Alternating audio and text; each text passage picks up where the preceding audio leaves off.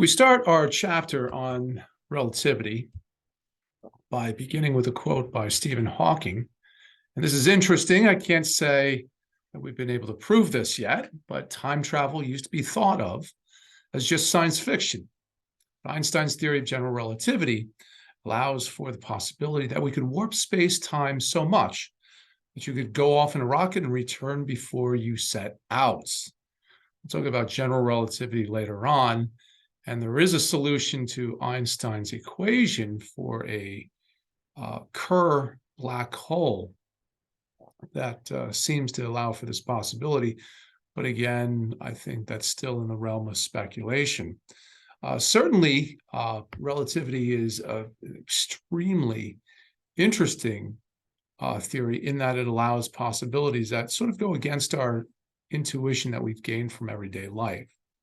Now, let's start out by grounding ourselves and saying that pretty much all the physical laws that we've learned in classical mechanics, classical physics, do work in an inertial frame of reference.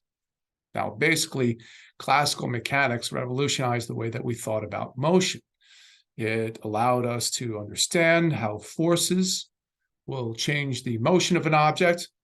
It allowed us to understand how the solar system is held together, how the moon is held in orbit around the Earth, how the Earth is held in orbit around the sun. But classical mechanics started developing a problem right around the 19th century, and certainly that problem led to a revolution in the 20th century with the advent of relativity, which we'll talk about in this chapter, but also quantum mechanics. So again, classical mechanics first developed by Sir Isaac Newton in the 18th century based on the work of Galileo. And this was further advanced with the works of Lagrange and Hamilton and their work with energy. But essentially, classical mechanics remained unchanged for a very long time. Now, where does classical mechanics work? Where does it fail?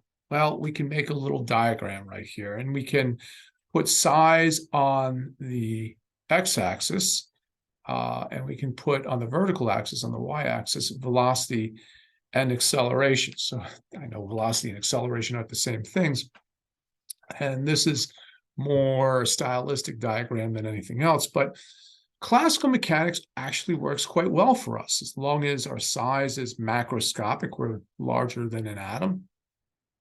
We're going slow enough where we're not approaching the speed of light, or the acceleration is not large, such as in a very intense gravitational field. Classical mechanics works. So 99.99% of our everyday experience pretty much is governed by classical mechanics. And the way we should think about classical mechanics is it works in certain situations. It's a good approximation, if you will, in certain situations, just like the small angle approximation does well for smaller angles. As the angles get larger, sine, theta, and theta diverge. So we're going to look at this right here. We're going to start with special relativity, where we're talking about large velocities. And then we're going to go into general relativity, where we're talking about large accelerations. And obviously, classical mechanics breaks down there, as we're going to see in this story. Later chapters, we get into the very small. We get into quantum mechanics. We know that as we get down to the size of the atom, things act very differently. Particles act as though they have a dual nature. They act like a wave. They act like a particle. And we'll cover that in a few chapters and how we got there.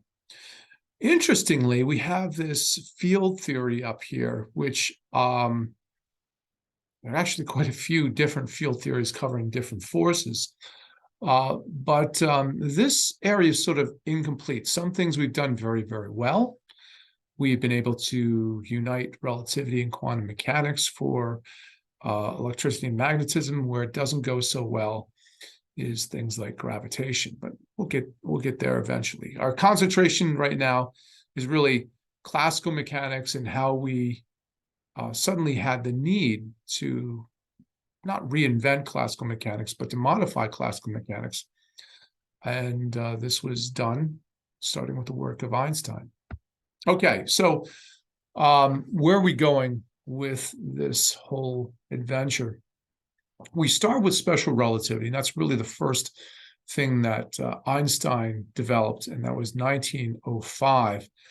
And you hear the term general relativity and special relativity, and general relativity sounds like the easier of the two than special. Special sounds like it's extraordinary. But think about special relativity this way. Special relativity works for the special condition where we're having a constant velocity. There's no acceleration present. So special relativity came out first. It was essentially a special case, and it was an easier case that Einstein solved first. And then a much more difficult theory of general relativity was developed, or I should say published in 1915. And this introduced the concept of curvature of space and time. So we do know Newton's laws break down either at high velocities or at large accelerations. But we should think about this in terms of a hierarchy. Okay, classical mechanics is great. Classical mechanics, there's really nothing wrong with it in the proper context. Classical mechanics works for, again, the macroscopic world at velocities that are not too large. And again, it's an approximation.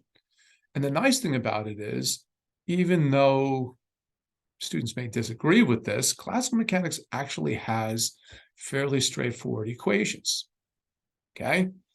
Special relativity takes into account, when we start going very close to the speed of light, it includes conditions that we don't cover in classical mechanics, or I should say, where we need to switch to special relativity is where classical mechanics fail, where velocities begin to approach light. So our classical mechanics is an approximation where special relativity will work in the classical realm, but it also works at high velocities.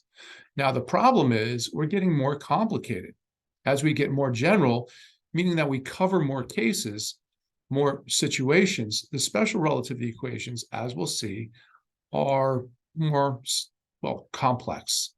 I shouldn't use complex, I should use complicated. And then finally, general relativity, where we introduce acceleration, becomes even more general, meaning that it covers, more things, but the equations also become more difficult to handle. So in choosing which equations from, which realm you're going to use, really depends on, general relativity will work if I'm, solving an inclined plane problem. But I don't want to use that equation for an inclined plane problem. I want to go to the classical mechanics equations because they're just easier to use. Also, if I'm doing something where my velocity is constant, I wouldn't use general relativity. It'll work there. But again, the special relativity equations work fine. And we see this we see this in science again and again. We have a set of rules, a set of laws, which work in a very specific range of cases. And sometimes when we want to broaden these out, we have to turn to more difficult, more complicated equations. Okay, so basically, Newtonian mechanics works really, really well until we reach a problem. The universe has a speed limit, and it's called the speed of light. It's 3 × 10⁸ meters per second. And as long as you're not going near the speed limit, you're fine. Classical mechanics is great.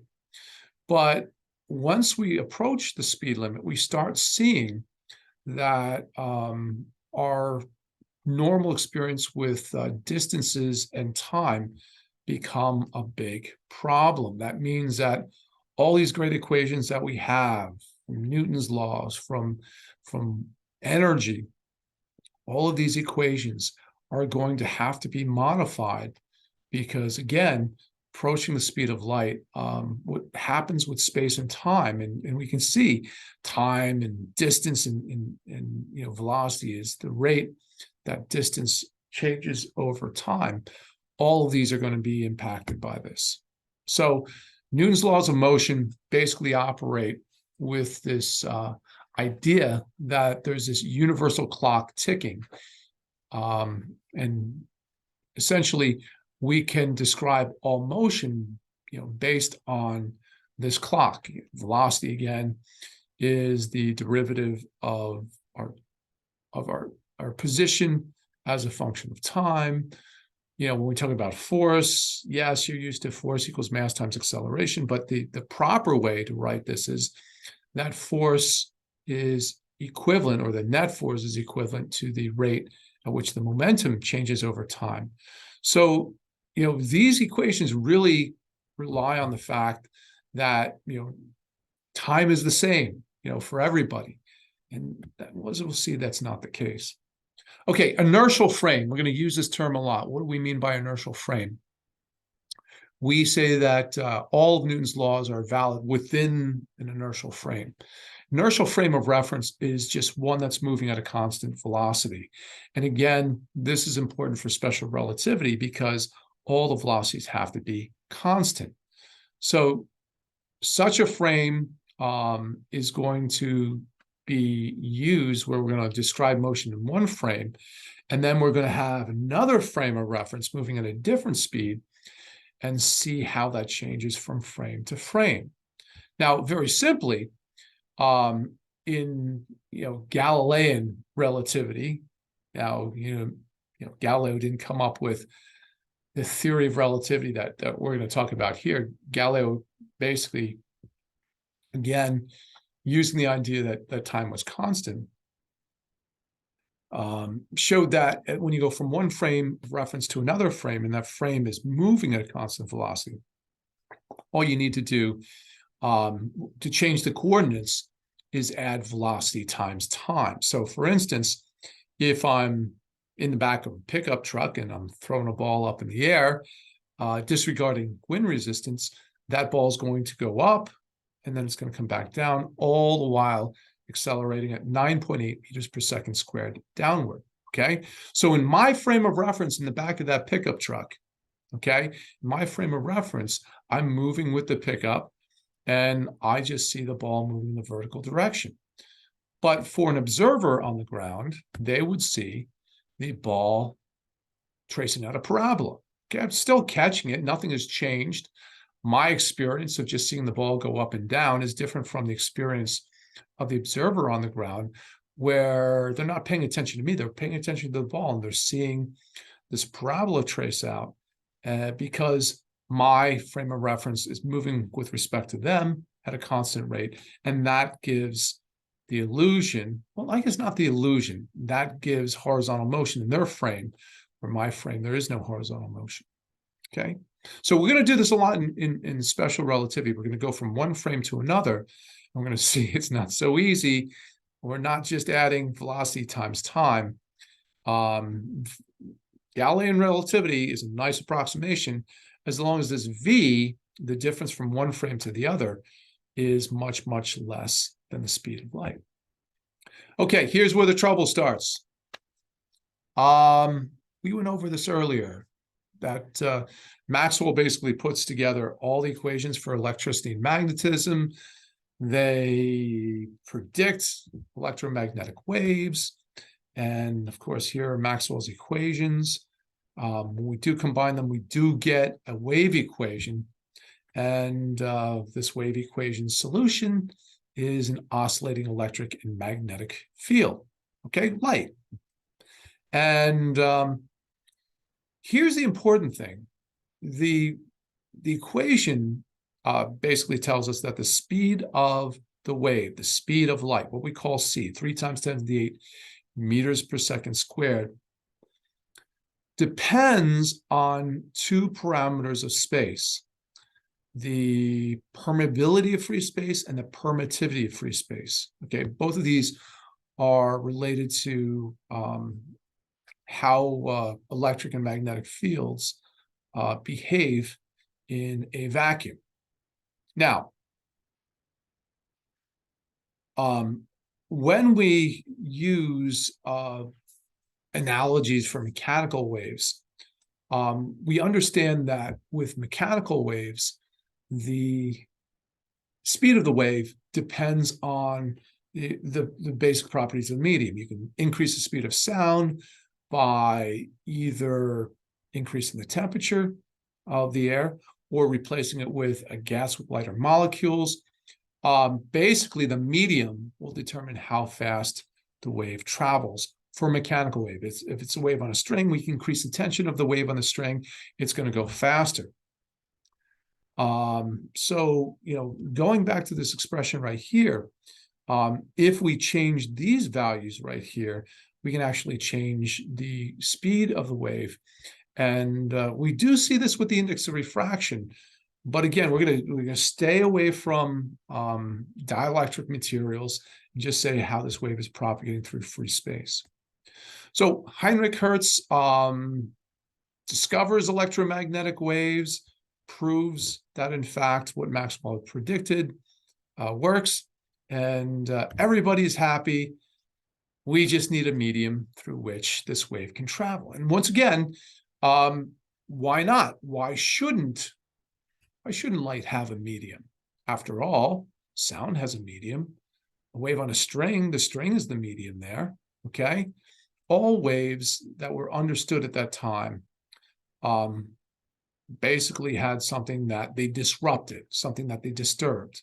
Sound wave, we disturb the pressure and the density of the air around it, and this disturbance will radiate out in all directions. We throw a stone in a pond, and these circular ripples will radiate in all directions, disrupting the level of the pond, locally where the wave is propagating. So what are we disturbing when we're sending an electromagnetic wave through space? Okay, well, nobody was able to observe this material, but everybody thought, well, there must be some medium that light is disturbing or disrupting as it propagates through.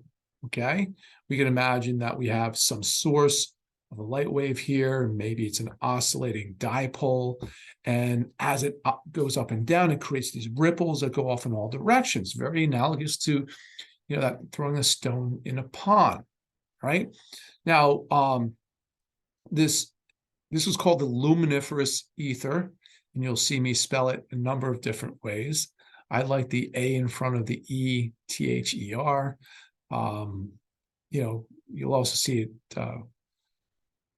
spelled E, without the A, but in any case, this luminiferous ether, that's a mouthful. Michelson and Morley set out to try to detect and measure. And Michelson actually won the Nobel Prize for his experiment. And what's incredible about his experiment is they never found it. And sometimes in physics and science, the most spectacular discoveries are the ones that we don't expect. And sometimes we expect to see something, we see nothing. Well, in this case, Michelson revolutionized our understanding of the universe. Okay, so the luminiferous ether. It had to be of such a low density that it didn't create any drag on the planets. So basically, the planets can move through it without any loss of energy. It also had to be extremely elastic. And, when you think about elastic, you think about how stretchy it is. No, it actually had to have tremendous resistance to any stretching, if you will. If we use the analogy of a mechanical wave here, because light was traveling at such a high velocity. And of course, the ether was proposed as being the absolute reference of the reference of the universe, in that all motion could be defined by this ether that was all over the place. So Michelson-Morley wanted to basically show how the Earth moved through the ether. And obviously, when you're moving through some medium and waves are propagating through this medium, you will create shifts in the wavelength based on your motion. And they used a device that we talked about in 2 earlier chapters, and that was the interferometer. And the interferometer basically would send waves down 2 different legs. One would bounce off a mirror this way, the other one would bounce off a mirror this way. And the idea was that as we went through space, they could rotate this whole system. Here's another view of this. They could rotate this whole system. And depending on how we were moving through the ether, we would see a shift in the interference pattern that was produced. Now, it's important to recognize that the shift in the pattern was going to be very, very small. So this device had to be incredibly sensitive and isolated from any types of noise. This is a very difficult experiment to produce. And essentially, if we take the Earth moving around the sun, obviously we also move around the center of the galaxy. Our own galaxy is moving, but let's just take the information that they had at that point. We knew we were going around the sun at about 30,000 meters per second. And given that the size of the lengths of the arms of 1.2 meters, we would see a shift in the wavelength in one direction. The wavelength of light is about 5 times 10 to the minus 7. So a shift of 1.2 times 10 to the minus 8 was really, really small. Excuse me, but it was certainly detectable with the equipment that they had. What would they expect? They would expect that as the Earth moved through the ether, okay, that the waves would bunch out in front of it, and then they'd get longer in behind. And as they rotated this whole thing, they would actually see the shift. Well, guess what? They saw nothing. There was no shift. Therefore, they couldn't detect the ether. And basically, they showed that regardless of what direction that they measured the speed of light, it was the same in all directions. So again, what was going on here? This is unlike anything that we'd seen before. What was the light propagating through? Michelson and Morley were not convinced by their null measurement. They performed this experiment again and again and again with a number of other people. Dayton Miller was one of them. They did it in Cleveland. They did it at Mount Wilson Observatory. No matter where they tried to do these measurements, no shift was detected. So one of the possible explanations was that the Earth somehow compressed the ether as it went through, and therefore that would offset the movement through the ether. Maybe we were dragging the ether with us as we went through space. And notably, H.A. Lawrence and G.F. Fitzgerald suggested that you could compensate for this. You're going to see this again. So look at this equation right here. Could compensate for this. But the problem with this sort of ad hoc, correction was we're fitting an I guess the best way to say this is we're almost trying to fit the data to what we want, rather than allowing the data to drive us. And the data was saying there's no ether out there, or at least there's no effect from the ether. Here was trying to say, well, here's why we see no effect from the ether. And again, this Lorentz, we'll see this as a transformation later on, does become important. So the conclusion was something's up with classical mechanics. It doesn't work for light. Okay, and if it doesn't work for light, we need to come up with a new theory. And this is really the genesis of Einstein's theory of special relativity. So Einstein comes up with his theory, and the amazing thing was this was actually based on very simple geometry, as we'll see. And he published this, as I said, in 1905. You can actually, I was actually able to find the original publication. Of course, Einstein, wrote this in German. This was in a German physics journal, but this has become, one of the most famous papers published. In any case, what did this paper say? My German's not great, so I'm not going to read through the paper, but it's well known that this paper established basically two things. One, once again, our laws of physics have to work. Our classical physics laws have to be intact in certain situations, and basically within our inertial frame of reference, all the laws still hold, okay? But what is different here is the speed of light must be constant. The speed of light has to be c in all frames of reference. It cannot change. And it doesn't sound very profound, but it has very big implications on our results. And again, you sort of think about it this way. Let's take two hypothetical spaceships traveling at each other at 1/3 of the speed of light. One wishes to communicate with the other, so it sends a little beam of light toward the other ship.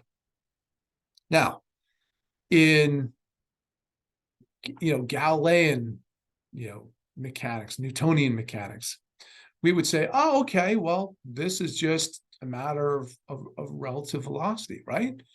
In the frame of reference of my green spaceship, which is sending the signal, light's going to travel at 3 × 10⁸ meters per second. Since the red spaceship is traveling toward me, okay, green's traveling at 1 × 10⁸, red's traveling at 1 × 10⁸. We can just take the two velocities, put them together, and the frame of reference for red is 2 × 10⁸ meters per second with respect to the green. So we take the speed of light, okay, add the relative velocity, and in the red's frame of reference, the speed of light's going 5 × 10⁸ meters per second. So, it's almost like you can fire a light and give it a little push and make it go faster. And that certainly doesn't work, okay? As Michelson and Morley demonstrated, no matter what direction or conditions we measure the speed of light, it's always 3 × 10⁸ meters per second in a vacuum. And that's what Einstein said. So very important here. If the speed of light is moving at the same velocity in both frames, meters per second, okay, we need to adjust what one frame sees in meters. We're going to see that this creates what's called a length contraction, and what the other frame sees in terms of time, which we're going to call a time dilation. We're going to have to say that speed of light doesn't change, but if it doesn't change, we've got to do something with space and time, and space and time is going to be different in one frame of reference compared to another frame of reference. So again, your frame of reference is relative. Right now, I'm sitting in my chair at 0 meters per second with respect to my chair, but with respect to the center of the Earth. Earth's rotating at such a speed that I'm going faster than the speed of sound with respect to the center of the Earth, okay? With respect to the surface of the Earth, which air is moving with, we're at rest. Relative to the sun, as we orbit the sun, about 30,000 meters per second. As we said before, this is what Michelson and Morley were trying to measure. 220,000 meters per second relative to the center of the Milky Way galaxy. And if we want to compare to the microwave background, I think this is low. I think this is low. I think it's actually, I think I need to add a few more zeros here. But okay, 370,000 meters per second against the microwave background. But again, the main idea here is that there is no absolute frame, okay? My chair is certainly not the absolute frame of reference for the universe. It is for, you know, for where I'm sitting here, but not for the universe. And certainly the Earth is no longer the center of the universe. We gave up that geocentric model. Even the heliocentric model, okay, doesn't place the sun at the center. We don't place the sun at the center of the universe anymore, okay? There is no center of the universe. It's relative. And really the only constant that we see is the speed of light. So that's going to be where we're going to start from. That's going to be our starting point. And we're going to develop some basic changes to our laws of mechanics.